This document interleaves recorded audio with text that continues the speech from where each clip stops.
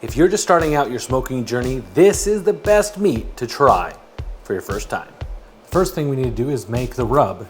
It's gonna be 1 cup of salt, a half a cup of onion powder, a half a cup of garlic powder, a 1/4 cup of black pepper, half a cup of paprika, and 2.5 cups of brown sugar. This is exactly the same amount of all the other combined ingredients. We're just gonna whisk them up, stir them up. You can use a spoon if you want. I like to use the whisk because you can kind of break up the brown sugar.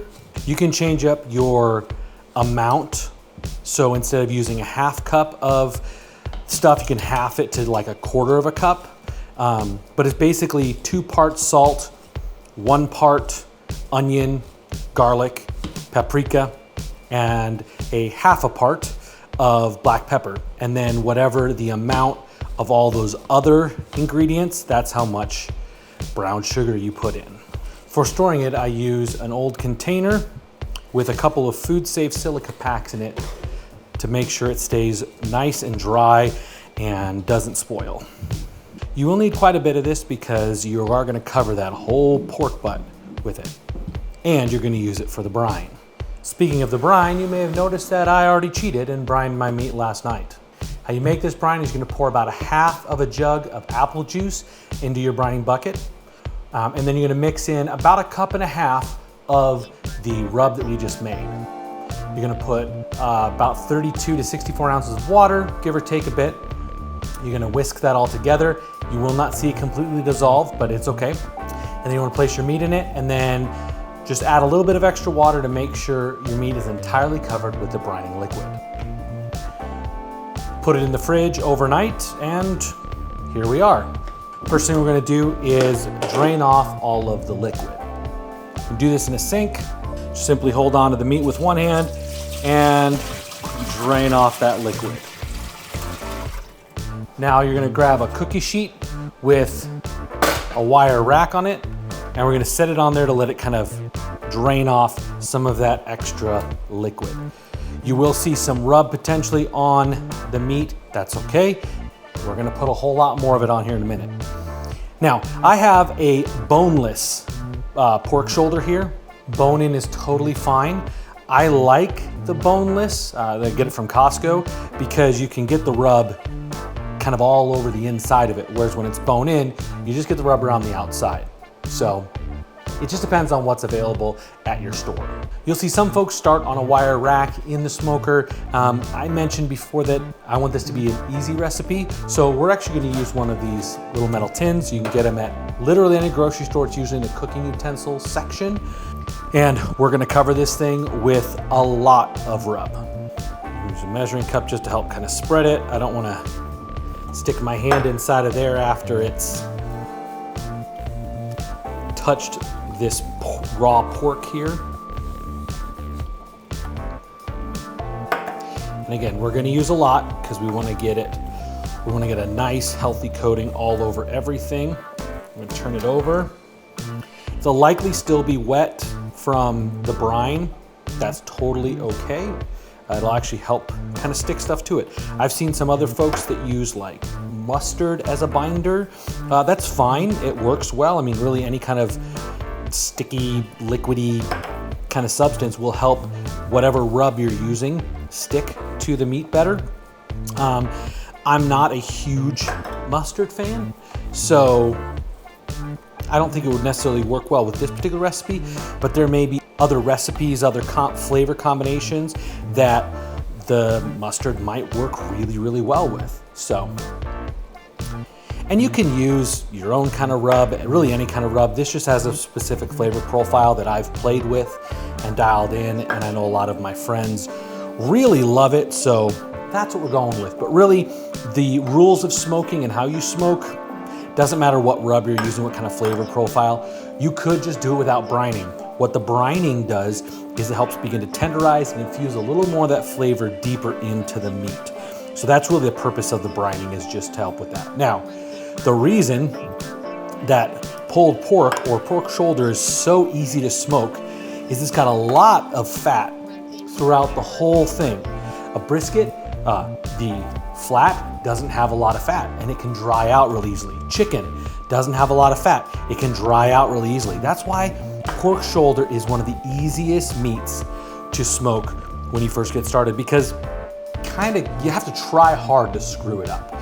So I've got a good layer over everything. I think I missed the side a little bit here. You want to kind of get all around it.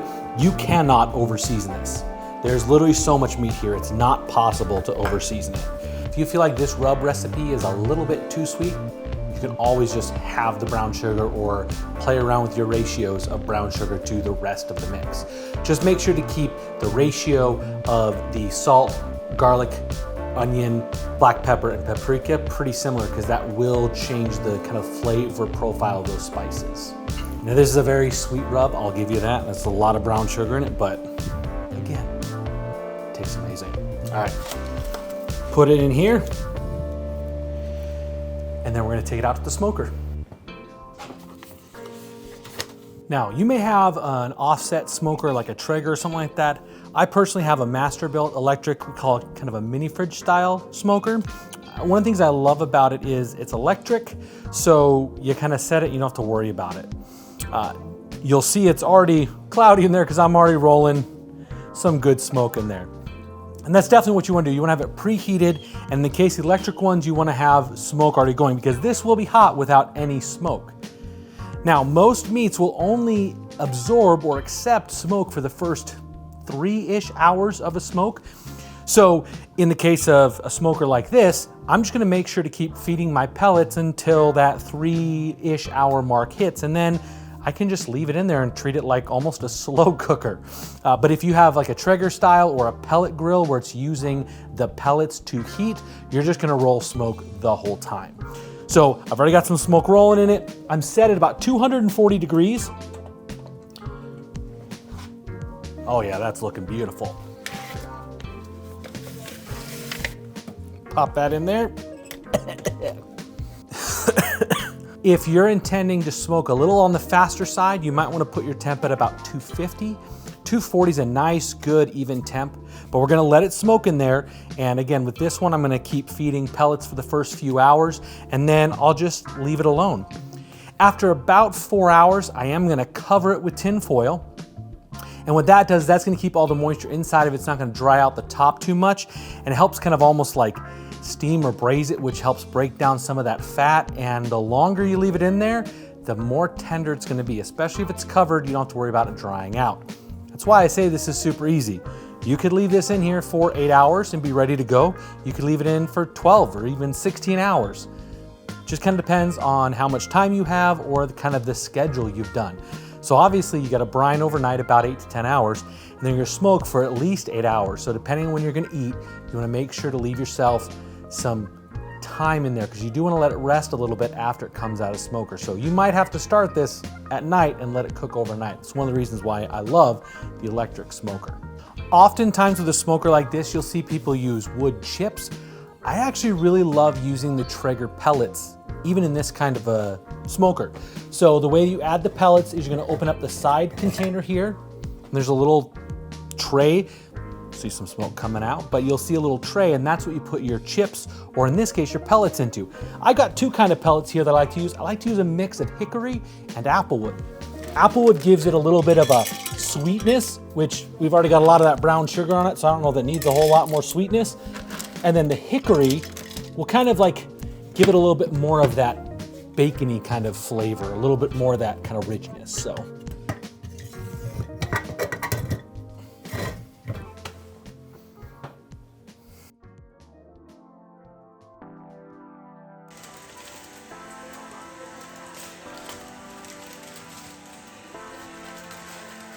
Forward, and I'm going to transfer.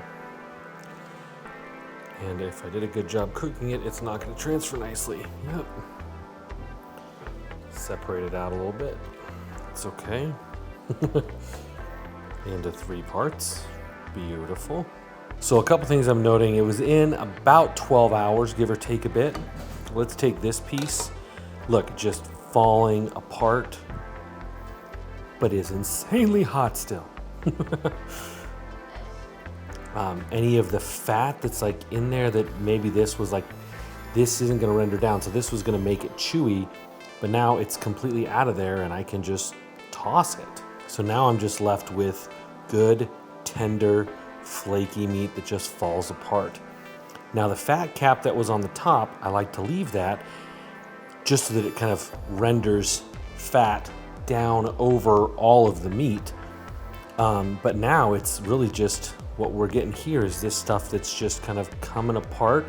I'm getting rid of some of the bark in this area, but that's not a big deal because again, this is just fat that is rendered down and it's serving no purpose at this point. I'll get rid of it there. Yeah, it's coming right off. And this is the beauty of smoking for a long time at a low temp, is the fat renders down so well that it just kind of comes apart. In an area like this here, I mean, I've got my Wolverine claws, but I don't need them today because this thing is just, aside from being very hot, is just falling apart super easy. Look at that. If you do have a bone-in shoulder, it's gonna pull, the bone will pull out literally as easy as this stuff is pulling apart. I mean, look at that. That is just straight up quintessential pull apart, tender. It's fantastic. And the taste, well, I haven't eaten it yet, so.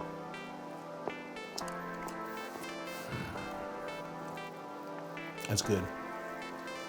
It's real good. Now, if I want to inject a little bit more flavor kind of back into it, I can take some of the liquid that's come off. It's both juice as well as fat, but from the pan there, I can kind of pour it over it, and that'll inject a little bit of the exterior flavor back into all of this stuff that I'm pulling apart. So let me finish prepping this and we'll wrap this video up. Grab a little brioche bun action. Oh yeah. Look at that. Delicious. Oh. There we go. Right there on the sandwich. And it's not pulled pork without a little barbecue sauce. There are plenty of good ones out there, but I love the Sweet Baby Ray's. Just the basic, plain old, nothing fancy barbecue sauce.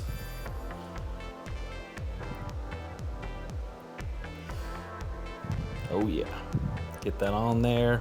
Perfect. And top that baby. Perfect.